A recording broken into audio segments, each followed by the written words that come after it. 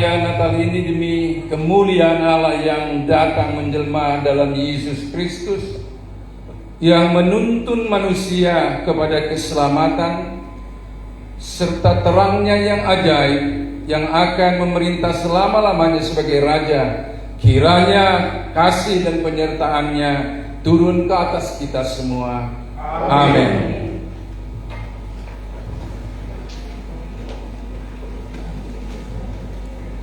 Kita lanjut, kita masuki ke acara liturgi pertama.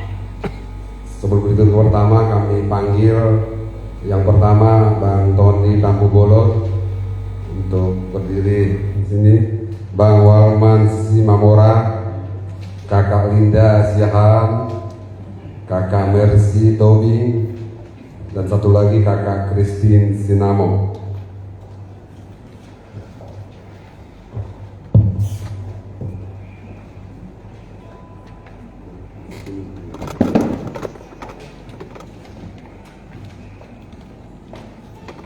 Penciptaan dan kejatuhan manusia dalam dosa. Tuhan Allah adalah Raja yang Maha Kuasa. Dia menciptakan langit, bumi serta seluruh alam semesta, cakrawala yang luas dan elok, gunung-gunung yang menjulang tinggi, burung-burung yang berkicau merdu. Semuanya menunjukkan keindahan hasil karya tangan Tuhan Allah. Mari kita dengarkan liturgi pertama. Pada mulanya semua gelap, lalu Allah berfirman, jadilah terang. Itulah hari pertama. Belum ada langit atas dan bawah, semua bercampur. Lalu Allah berfirman, cakrawala pun jadi. Itulah hari kedua. Terciptalah darat. Itulah hari ketiga. Matahari, bulan, dan bintang dijadikannya di hari keempat. Diciptakannya ikan, burung bersayap di hari kelima. Kemudian Allah menciptakan hewan ternak dan manusia di hari keenam. 6 hari lamanya Allah menciptakan langit dan bumi beserta isinya. Lalu Allah beristirahat dan memberkati hari ketujuh. Semua yang baik berasal dari Allah, sebab Allah menciptakan semuanya dengan baik. Tetapi manusia memberontak. Manusia tidak puas dengan apa yang ada padanya, sehingga perintah Allah untuk tidak memakan buah di tengah-tengah Taman Eden dilanggar dan membuat manusia jatuh ke dalam dosa. Ular adalah binatang yang paling cerdik. Ia berkata kepada perempuan itu, tentulah Allah berfirman, semua pohon dalam taman ini jangan kamu makan buahnya, bukan? Jawab perempuan itu, buah pohon-pohonan dalam taman ini boleh kami makan, tetapi buah pohon yang ada di tengah-tengah taman tidak boleh kami makan ataupun pegang, nanti kami mati. Tetapi ular itu berkata kepada perempuan itu, sekali-kali kamu tidak akan mati, tetapi Allah mengetahui bahwa pada waktu kamu memakannya, kamu akan menjadi seperti Allah. Perempuan itu melihat bahwa buah pohon itu baik untuk dimakan dan sedap kelihatannya. Lagi pula pohon itu menarik hati karena memberi pengertian. Lalu ia mengambil buahnya dan memakannya, dan diberikannya juga kepada suaminya yang bersama-sama dengan dia, dan suaminya pun memakannya. Ketika Tuhan mengetahui bahwa manusia itu sudah melanggar perintahnya, maka manusia itu dihukum dan diusir dari Taman Eden. Ia menghalau manusia itu, dan di sebelah timur Taman Eden ditempatkannya lah beberapa keruk dengan pedang yang bernyala-nyala untuk menjaga jalan ke pohon kehidupan. Ya, silakan kembali lagi.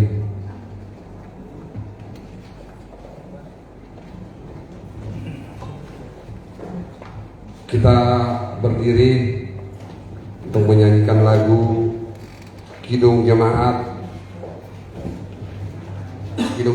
101 ayat 1 dan 3.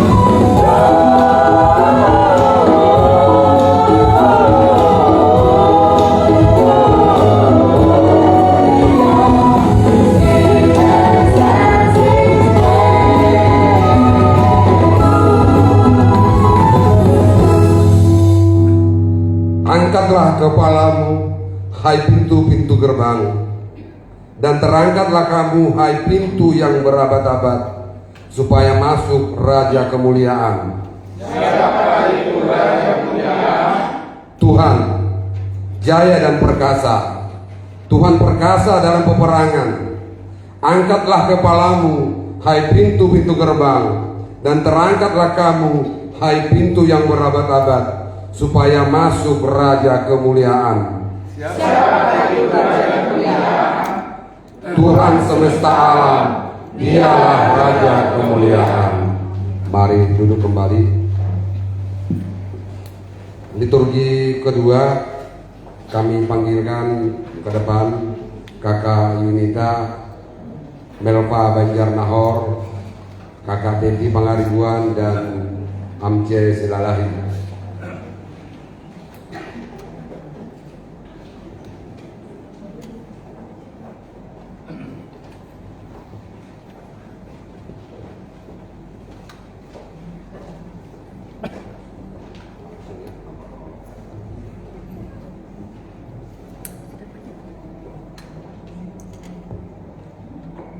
Ketika mereka tiba di situ, tibalah waktunya bagi Maria untuk bersalin, dan ia melahirkan seorang anak laki-laki, anaknya yang sulung. Lalu dibungkusnya dengan lampin dan dibaringkannya di dalam palungan, karena tidak ada tempat bagi mereka di rumah penginapan.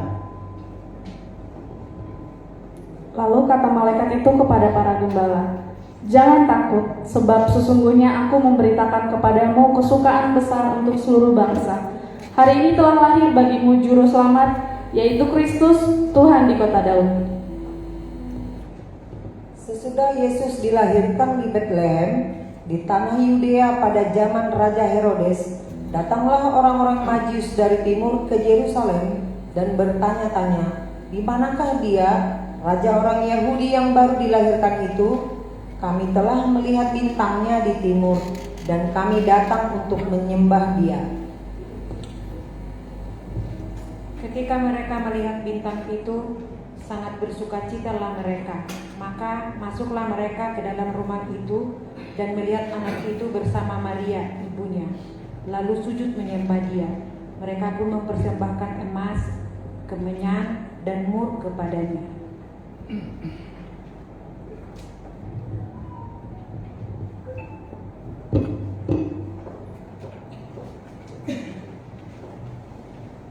Sebelum kita masuk ke Kidung Jemaat 92 ayat 1 sampai 3, kita akan penyalaan lilin. Kami panggilkan Pendeta Solider Siringo-Ringo, Kak Tiomora Setanggang, Bang Ramli Sihombi, Bang Lindung Manurung, Kakak Tina Opusunggu. Untuk petugas, ada yang bisa matiin lampu sejenak.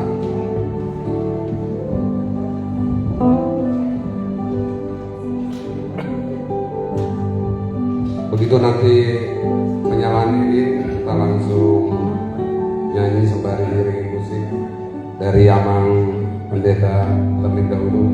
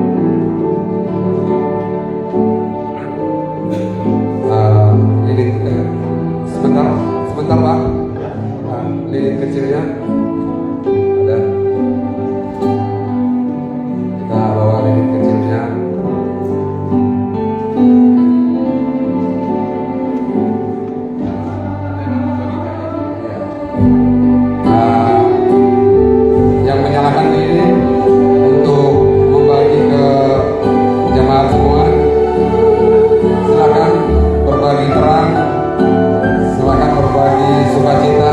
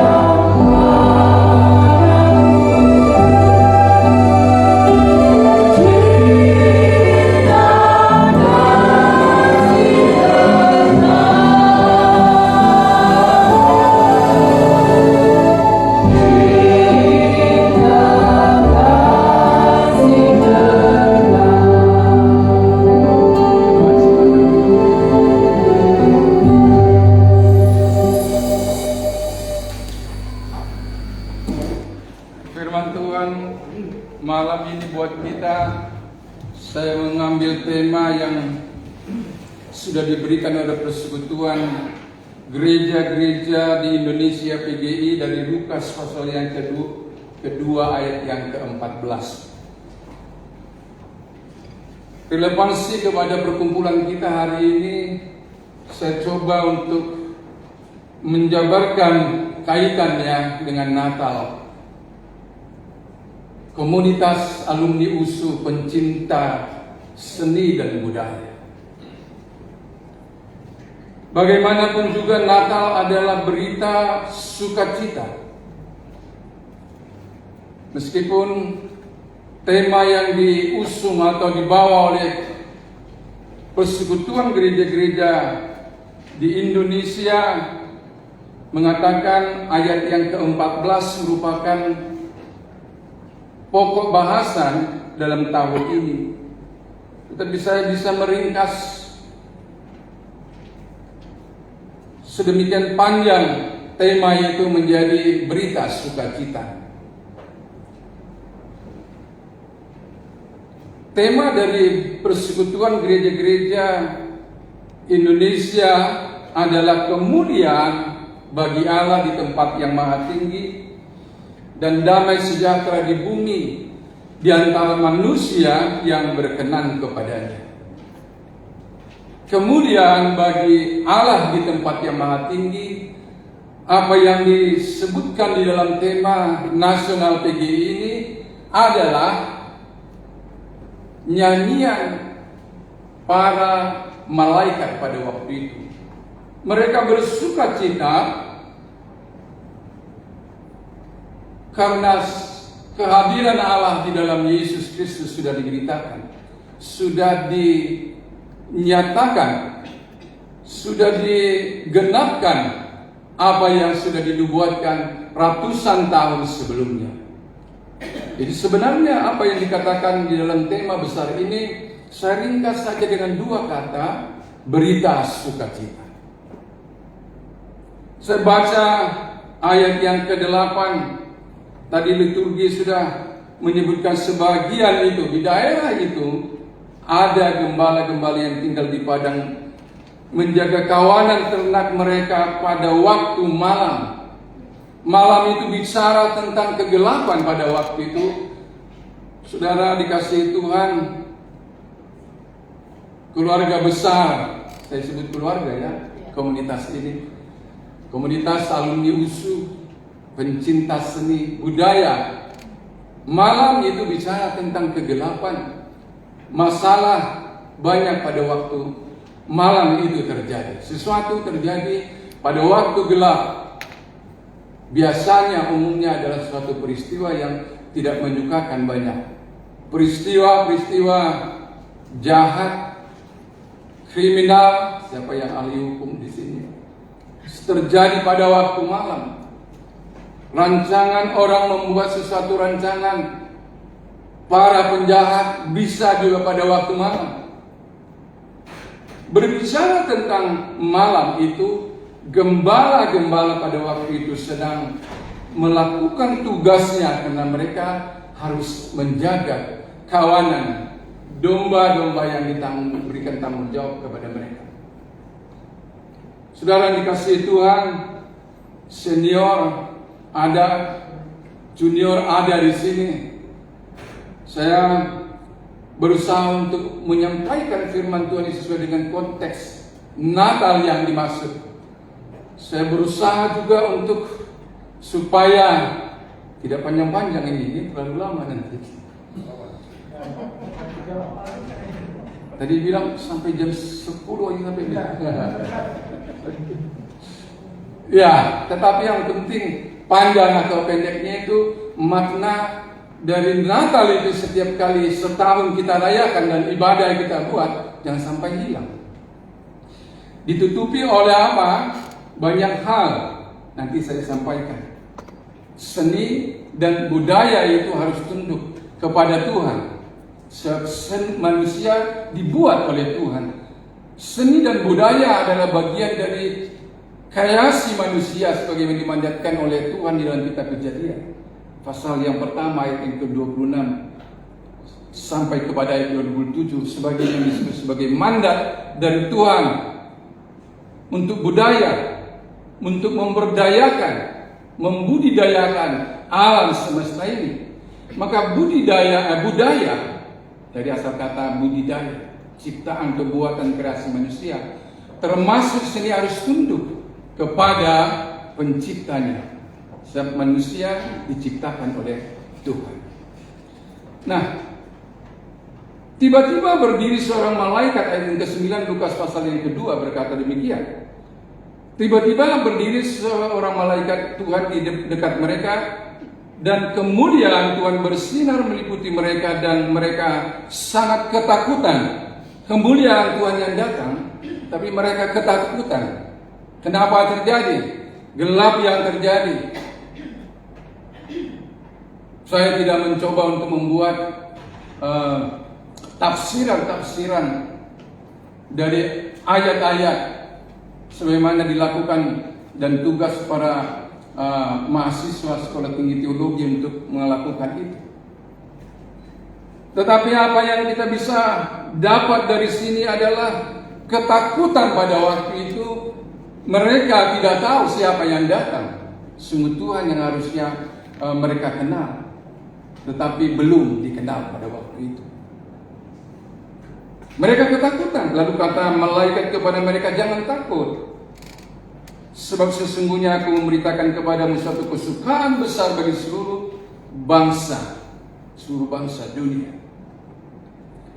365 kali lebih kata jangan takut ada pada Alkitab, membuktikan bahwa manusia di tengah-tengah kegelapan, di tengah-tengah dunia, pada malam atau bicara tentang kegelapan tadi, banyak ketakutan, khawatir, walaupun di hadapannya fasilitas semua sudah tersedia. Lalu kata malaikat pada mereka, jangan takut, sesungguhnya aku memberitakan kepadamu kesukaan besar bagi seluruh bangsa. Hari ini telah lahir bagimu juru selamat, yaitu Kristus Tuhan di kota Daud. Dan inilah tandanya bagimu, kamu akan menjumpai seorang bayi dibungkus dengan lampin dan terbaring di dalam palungan, dan tiba-tiba tampaklah bersama-sama dengan malaikat itu sejumlah bala tentara surga memuji Allah. Katanya itulah tema yang diusung tadi oleh PGI. Kemuliaan bagi Allah di tempat yang maha tinggi, dan damai sejahtera di bumi di antara manusia yang berkenan kepadanya. Kesukaan besar, sukacita yang sejati mereka rasakan pada waktu itu. Kenapa? Bukan sukacita yang terjadi pada akhir-akhir yang sekarang ini. Akhir tahun ini kita tinggal berapa minggu? 3 minggu lagi kita akan tinggalkan tahun ini. Sangat banyak di pasar ya, pasar swalayan, mall-mall besar ya, diskon. Sukacita dicoba dilahirkan melalui diskon besar-besaran, bonus. Sebutlah semua mall yang ada di Jakarta begitu, berusaha dibuat sukacita pada akhir tahun dengan cara itu. Semua suka, semua menyukai diskon, ada yang 50%, 70%. Kita mendapatkan bonus, menurut mereka itu adalah bonus di akhir tahun. Semua menyukai itu. Tetapi bonus yang luar biasa yang kita baru syukuri pada akhir tahun ini adalah bukan pada itu, tetapi pada napas kehidupan, kesehatan, kekuatan, kesempatan untuk hidup sepanjang tahun ini sampai kita bisa merayakan kembali Natal hari ini. Di gereja mainstream gitu ya, minggu lalu diumumkan nama-nama sepanjang 1 tahun ini siapa yang sudah pergi meninggalkan kita. Gereja yang lain juga mengingat saudara-saudara satu jemaat yang sudah pergi. Tetapi kita masih bisa hadir hari ini. Bahkan alumni komunitas alumni USU, pencinta seni dan budaya, kita masih bisa bertemu, adalah bonus yang paling berharga menurut saya. Karena napas, kesehatan, kekuatan yang masih membuat kita bisa merayakan Natal tahun ini. Haleluya. Para gembala kita baca pada malam hari ini, apa yang membuat mereka sukacita? Warta sukacita kelahiran Yesus yang mereka dengar di kota Bethlehem, seperti yang sudah kita baca tadi dalam kitab Lukas pasal yang kedua ini, menggembirakan hati dari gembala-gembala itu dengan sapaan, jangan takut. Jangan takut, sebab sesungguhnya aku memberitakan kepadamu kesukaan besar. Dia tidak tahu tadi kehadiran malaikat itu sempat membuat mereka takut di tengah kelelahan. Mereka bekerja sampai tengah malam. Mereka mungkin hanya upahan. Mereka bukan pemilik dari kawanan domba itu, bukan owner. Ia adalah karyawan rendah.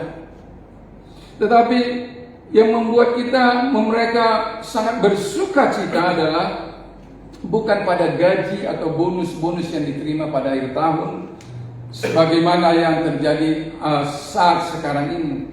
Sukacita lengkap kalau ada THR, begitu kan? Haleluya, kita katakan syukur.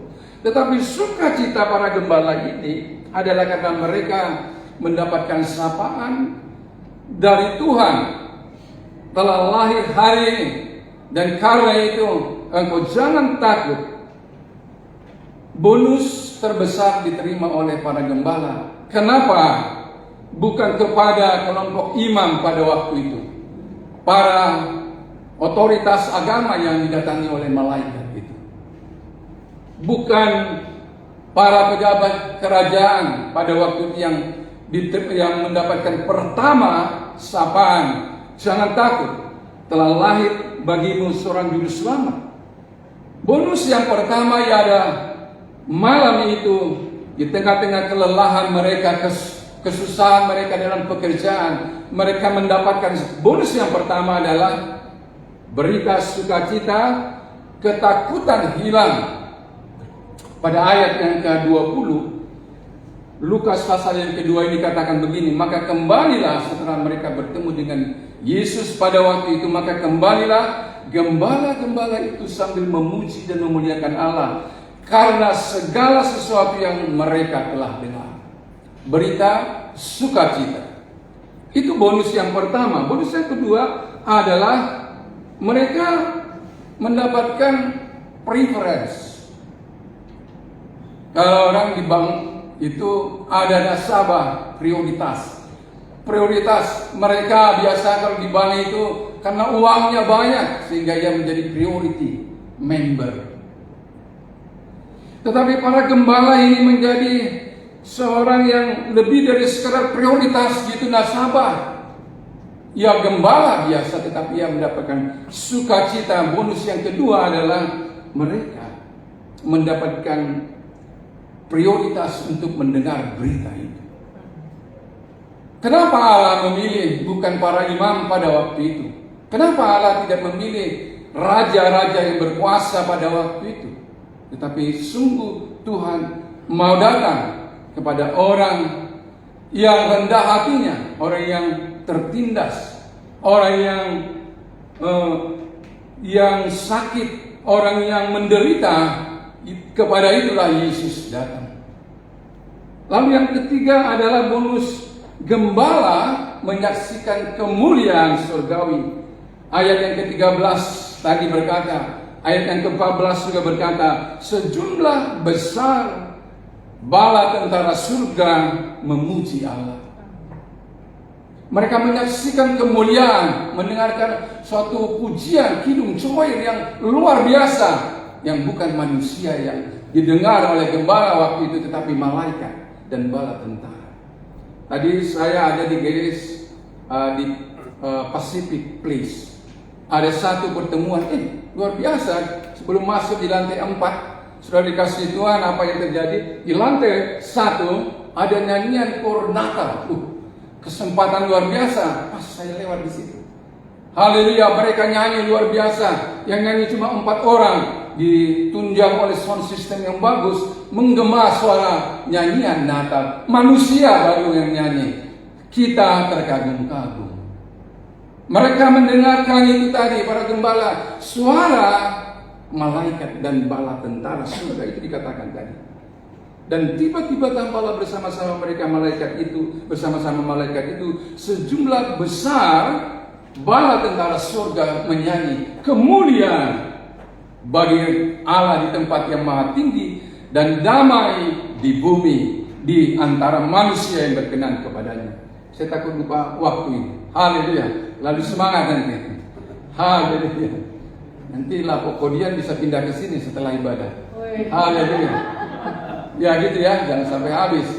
Kalau Bang Warman Simamora tadi bilang sampai jam 11 nggak apa-apa.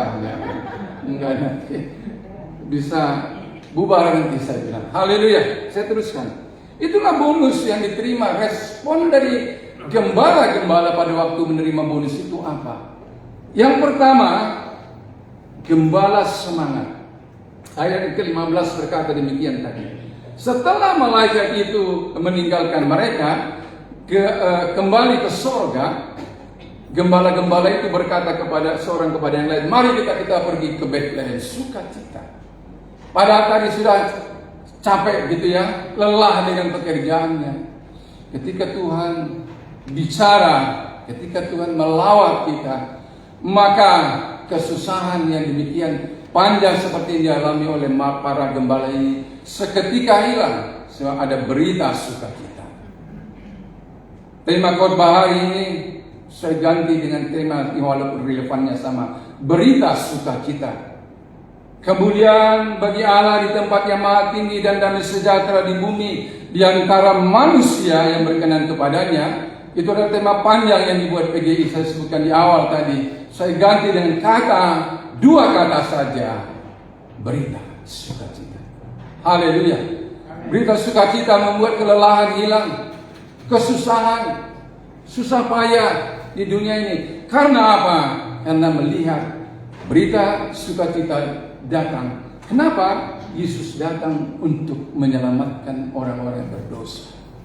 Sebagaimana dinubuatkan pada kitab-kitab perjanjian lama, banyak sekali yang menceritakan tentang Yesus akan datang. Ia akan membebaskan umat manusia lepas dari ikatan dosa, dari beban dosa, dengan datang percaya kepada Yesus Kristus.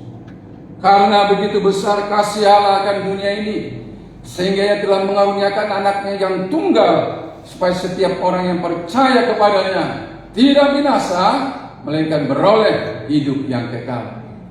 Rasul Yohanes mencatat dan menuliskan itu dalam Yohanes 3 ayat yang ke-16, yang merupakan ayat hafalan seluruh gereja Tuhan.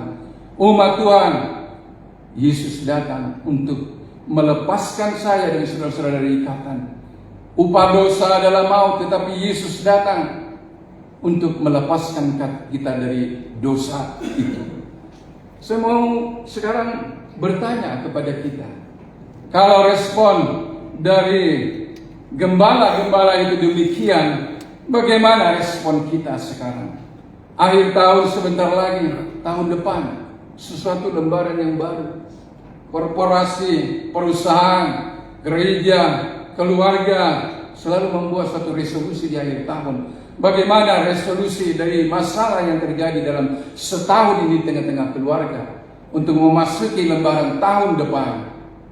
Yesus menginspirasi, Tuhan menginspirasi lewat firman-Nya untuk lepaskan kita dari beban-beban demikian banyak, sama seperti para gembala juga mengalaminya. Bagaimana respon kita hari ini? Kalau gembala diliputi sukacita semangat baru, mari kita cepat-cepat, katanya di dalam ayat yang ke-15 tadi, kita pergi ke Bethlehem. Mereka cepat-cepat berangkat ke Bethlehem. Rutinitas gembala untuk mengurus domba sudah mereka tinggalkan saja sementara. Kelelahan mereka sudah lepas. Demikian lama mereka harus mengerjakannya. Mereka meresponi dengan semangat. Mereka bahkan memberikan kesaksian di dalam ayat yang ke-17, bersaksi tentang apa yang mereka alami, yang mereka sudah terima malam itu. Ayat 17 berkata, dan ketika mereka melihatnya, mereka memberitahukan apa yang telah dikatakan kepada mereka tentang anak itu, tentang Yesus. Mereka memberitakan itu berarti bicara tentang testimoni. Dan salah satu tugas gereja selain koinonia adalah marturia, bersaksi. Kesaksian demikian luas untuk kita bahas. Bagaimana cara untuk bersaksi? Apakah hanya dengan menyampaikan berita ayat-ayat firman Tuhan? Tidak. Ada satu fungsi gereja yang berikutnya yang disebut diakonia, bagian daripada kesaksian. Saudara dikasih Tuhan, kita tidak membahas itu sekarang. Tetapi respon dari para gembala itu, kita mau tarik kepada diri kita hari ini. Apa yang menjadi respon kita? Apakah seperti para gembala itu? Di dalam ayat yang ke-20 dikatakan, tadi saya sudah baca, maka kembalilah gembala-gembala itu sambil memuji dan memuliakan Allah karena segala yang mereka telah lihat itu. Kesaksian gereja kami, gereja memberikan suatu ruang kesaksian untuk testimoni tentang apa yang engkau lihat, tentang apa yang kita rasakan dan kita lihat dan kita alami tentang kebesaran Tuhan. Saya berkata kepada jemaat di gereja kami, kesaksian itu bukan bercerita panjang lebar tentang pengalaman, tetapi bicara tentang kesaksian. Saksikan apa yang kau alami, apa yang kau lihat, apa yang kau rasakan tentang apa? Kemuliaan Tuhan. Bukan mau menyombongkan diri, itu kekayaan yang diperoleh, sukses 1 tahun, bukan itu. Tetapi tentang kuasa dan kasih Tuhan. Itu yang dilakukan oleh gembala. Haleluya. Saya punya waktu 4 menit lagi. Haleluya. Nah sekarang saya mau tanya kepada kita, juga ke pertanyaan yang sama kepada saya, suami kepada istri, bertanya apa yang mau kita responi tentang hidup keluarga kita bersama setelah setahun mengalami perjalanan panjang. Hal yang sama dipertanyakan, direnungkan pada akhir tahun. Respon umat Tuhan, mari kita siapkan apa yang menjadi respon kita hari ini. Samakah seperti respon para gembala itu? Saudaraku dikasih Tuhan, tinggal 3 minggu lagi kita akan mengakhiri tahun yang tahun 2023 ini dan masuk pada tahun yang baru. Kelahiran Yesus Kristus bukan lagi lahir seperti bayi yang lemah. Kita menyambut kelahiran Yesus bukan lagi seperti tahun 2000 tahun yang lalu itu, 2023 tahun yang lalu kalau ditarik tahunnya. Tetapi Yesus lahir, hadir di dunia akhir kita hari ini adalah sebagai Yesus yang berkuasa, dan kita menanti-nantikan kedatangannya yang kedua kali. Alkitab bercerita tentang banyak untuk mempersiapkan gereja Tuhan, umat Tuhan di seluruh dunia, tanpa melihat denominasi atau organisasi gereja. Alkitab mengajarkan supaya umat Tuhan menyiapkan diri untuk menyongsong kedatangan Tuhan yang kedua kali. Di dalam 2 Tesalonika pasal yang keempat selalu kita ulang ayat ketika orang meninggal dunia. Kita katakan bahwa ia akan datang untuk kedua kali di awan-awan. Semua mata akan melihat. Apakah kita siap untuk menyambut kedatangan Tuhan? Itu yang perlu menjadi resolusi saya dan saudara-saudara kita sampai hari ini. Karena itu kedatangan Yesus membarui hidup kita, mendorong kita untuk berjalan bersama-sama dengannya dan mengamalkan kasih di tengah-tengah perbedaan agama, komunitas yang berbeda agama, di tengah-tengah budaya dan adat istiadat yang berbeda-beda. Saudara dikasihi Tuhan, semua agama, budaya, dan adat istiadat seharusnya membawa apa? Sukacita, berita sukacita. Saya mau ulangi sekali lagi. Semua agama seharusnya dan semua budaya hasil buatan manusia, dan semua adat istiadat harusnya mengusung apa? berita sukacita dan memuliakan Allah. Ini yang terakhir mau saya sampaikan. Haleluya, agama, budaya, dan adat istiadat seharusnya tunduk kepada Allah sebagaimana manusia tunduk kepada Allah. Karena apa? Agama, budaya, adat istiadat dan lain-lain kreasi manusia itu adalah kreasi manusia. Agama itu manusia yang buat, bukan Tuhan. Tetapi agama itu harus tunduk pada kuasa Tuhan dan memberitakan tentang kasih Allah dan memuliakan Allah. Agama, budaya dan adat istiadat, kebudayaan dan adat dan sebagainya menurut Alkitab, singkat saja saya mau katakan, Allah menjadikan manusia itu dengan tugas kebudayaan. Tadi saya sudah sampaikan di awal ya. Kejadian 1 ayat yang ke-26 sampai 27 untuk manusia membudidayakan alam ini. Manusia diberi tugas, mandat yang sering disebutkan dalam istilah teologi, mandat kebudayaan. Maka manusia mendapat suatu mandat dari Allah, dan mandat itu adalah mandat untuk segala yang dibuat oleh manusia. Lebih jelasnya disebutkan oleh Tuhan Allah mengambil manusia itu dan menempatkannya di Taman Eden dan mengusahakan untuk mengusahakan dan memelihara taman itu. Kejadian pasal 2 ayat yang ke-15. Tujuan kebudayaan di dalam Mazmur 115. Kalau ini saya harus baca. Mazmur 150 maksud saya. Tujuan kebudayaan adalah seperti apa yang dikatakan oleh penulis kitab Mazmur, bahwa segala sesuatu yang dibuat oleh manusia, oleh penciptaan budaya itu adalah pujian kepada Allah. Saya bacakan. Haleluya. Pujilah Allah dalam tempat kudusnya. Itu Mazmur 150 ya, Mazmur yang terakhir. Bagian yang terakhir 150 pasal kita Mazmur. Di pertengahan kita perjanjian lama dan perjanjian baru itu ada Mazmur. Satu pasal ini penutup ini bicara tentang haleluya. Pujilah Allah dalam tempat yang kudus, pujilah Dia dalam cakrawala yang kuat, pujilah Dia karena segala keperkasaannya, pujilah Dia sesuai dengan kebesarannya yang berhebat, pujilah Dia dengan tiupan sangkakala. Jadi ada uning-uningan itu. Ya, untuk memuji Tuhan, bukan? Tafsir teologi dan sekolah tinggi teologi kita banyak dengar dan sudah banyak tulisan tentang itu. Maka semuanya budaya manusia itu untuk memuliakan Allah. Pujilah Dia dengan rebana, ayat yang keempat, dan tari-tarian. Jadi kalau tortor itu ada yang bilang nggak boleh bawa tortor. Dulu itu budaya untuk penyembahan berhala. Nanti kita bisa bahas lagi. Tetapi itu semua bagi kemuliaan Allah.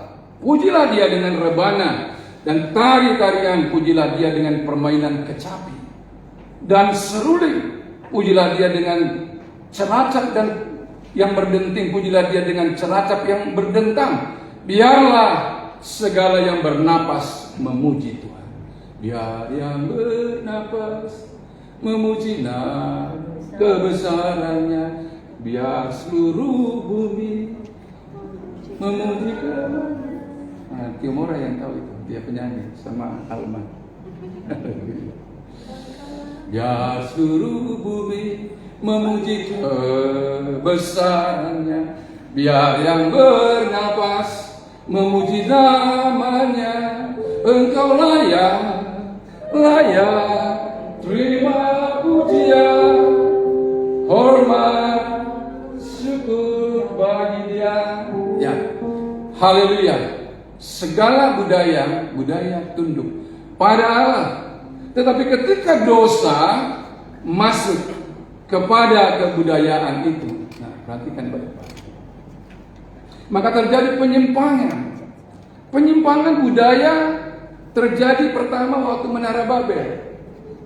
budaya membangun satu menara yang tinggi, sehingga budaya pada waktu membangun negara Babel itu tujuannya sudah menyimpang dari arah yang Tuhan masukkan kepada penyembahan berhala, yaitu kebanggaan diri, kelompok, pengagungan diri, bukan lagi Tuhan, aku yang melakukannya. Ketika budaya dimasuki oleh dosa, maka budaya tidak tunduk lagi pada Tuhan. Kita mau apa yang dikerjakan oleh komunitas alumni USU, pencinta seni dan budaya, adalah bagi kemuliaan Tuhan. Berikan kemuliaan bagi Tuhan. Haleluya. Saya mau akhiri firman Tuhan. Jadi kita mau sucikan kebudayaan seni itu, bukan dimasuki oleh dosa, tetapi bagi kemuliaan Tuhan. Berita sukacita Natal buat kita hari ini. Natal itu adalah bagi kemuliaan Tuhan. Amin. Mari kita tundukkan kepala. Kami bersyukur berkat Tuhan hari ini kami mendengarkan sebagian firman Tuhan. Engkau yang menguduskan hati dan telinga kami untuk kami membuka hati kami Tuhan, melembutkan hati kami untuk membawa berkat sukacita Natal hari ini. Berita sukacita itu Engkau hadir Tuhan di tiap keluarga, tiap pribadi, di tiap komunitas. Bawa bahkan pada berita Natal itu datang pada budaya untuk kami memuliakan Engkau dengan segenap hati kami, dengan segenap jiwa dan segenap kekuatan kami. Bagi Tuhanlah kemuliaan dan hormat dan syukur dalam nama Tuhan Yesus Kristus Anak Allah yang hidup. Haleluya. Amin.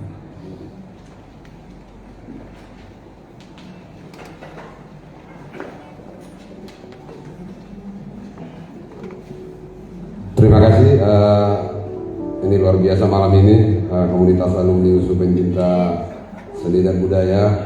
Kita diberi bekal kado di akhir tahun oleh berita baik, khotbah yang disampaikan Pendeta Solidar Siringolingo. Mari kita lanjutkan acara kita berikutnya, persembahan vokal grup dari panitia.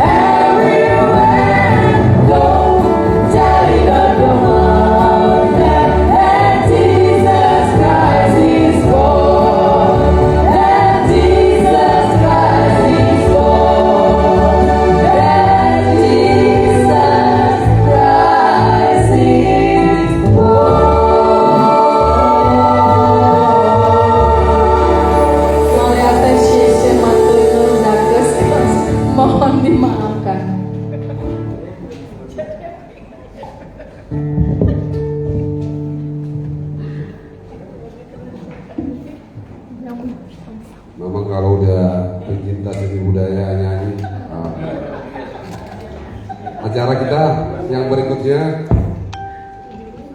Kita doa syafaat yang dibawakan oleh Bang Victor Purba.